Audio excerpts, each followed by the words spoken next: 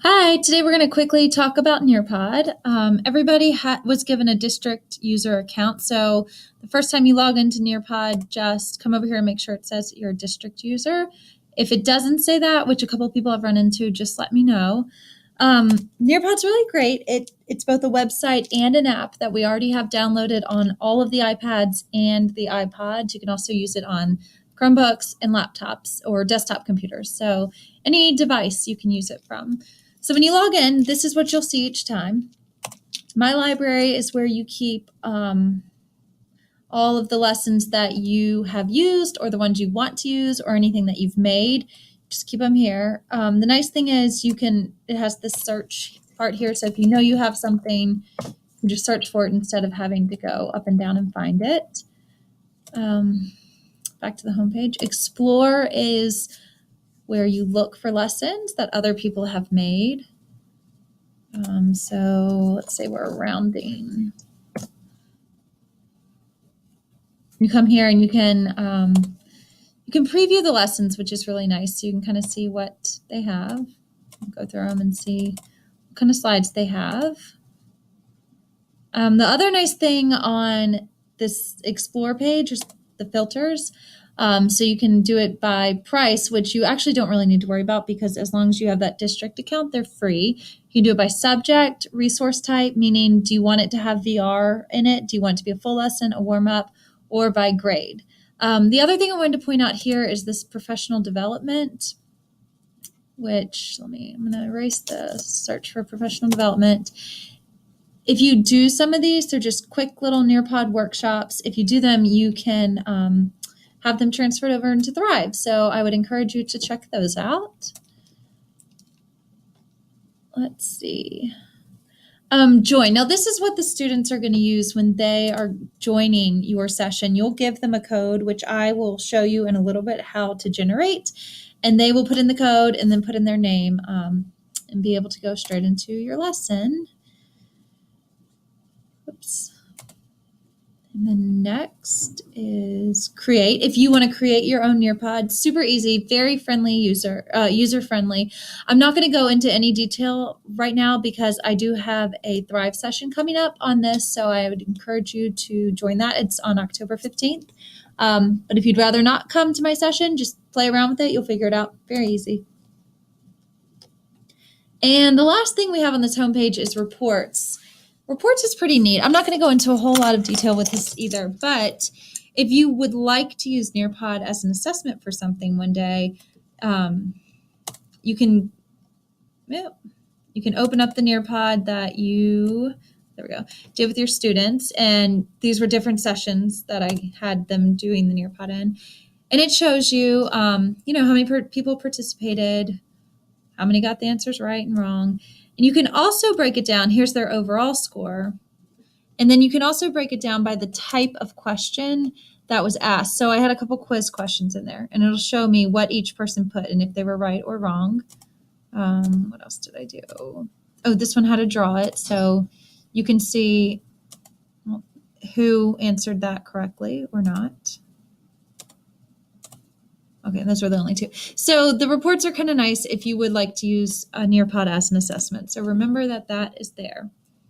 Another thing I want to show you real quick is when you are going to assign a Nearpod. Let's say we're going to do this one.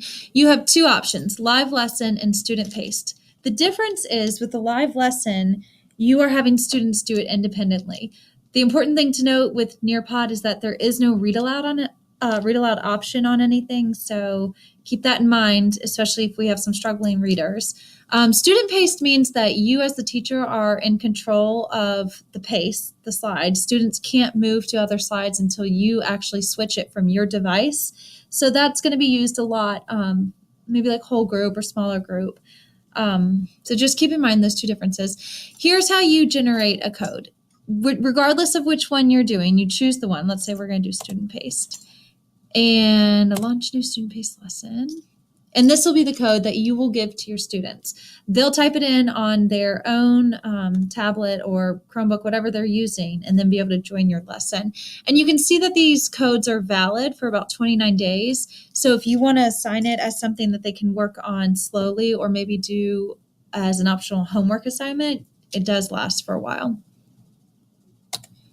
Okay, so looking at a lesson, we're just going to preview this one so you can sort of see some examples of things you can do with Nearpod.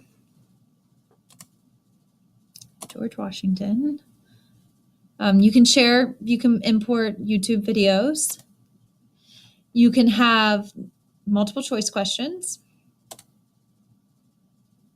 This is my favorite. This is called Collaborate. So you ask a question and the kids search for their answer. And they can just pick whichever one they want, Dave, and they'll post it. And everybody's answers will show up on this little board and they can like each other's, which is kind of fun. They can draw, the little ones especially will like this one. They can just draw their answer. Oh, I'm not a very good artist, but you get the idea. George Washington.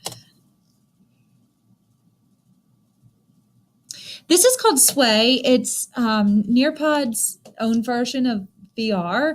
So you just pick the place you want to go, for example, Mount Vernon, and they do it the exact same way that VR works.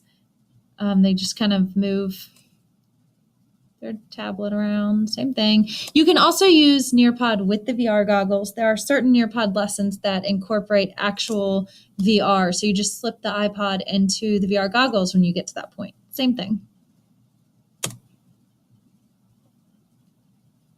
And this is just good old fill in the blank. George Washington was the first. Why can't I find the answer? President. So just filling in the blank, just a little bit different because it's on the computer. So that is what it looks like when you're doing a lesson. The last thing that I wanted to have you all look at is subplans. This is kind of cool. This is a brand new thing with Nearpod. They didn't have this last year. So these are just subplans I created just to see how it worked. What you can do is if you know you're going to be out, you can create a subplan and you'll have the lesson code, but you also will be able to send it. Oh, how do I do this?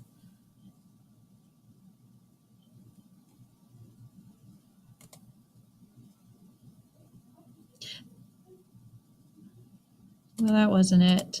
You send the sub plan to, you could send it to your sub if you know their email address, or you can send it to your team leader, for example. We're going to figure this out. There we go. So this is what the email will look like. Once you make the sub plan, it will send this part to either your sub or your team leader is a good person to send it to. And it'll have the code in there so that they'll know, just go to Nearpod, type in the code, and they got it. So that makes a really easy way for you to share a good lesson if you know that you're going to be out and you can get that information to your team leader. So that's really it. It's really easy. Their homepage usually has a lot of good information like SAMR and fun ideas, how to do digital month. They have last year a lot of Dr. Seuss stuff in March. So it's good to come and kind of look at this homepage. Okay, and that's Nearpod. Let me know if you have any questions. And remember, October 15th, I am doing a training on it. Thank you.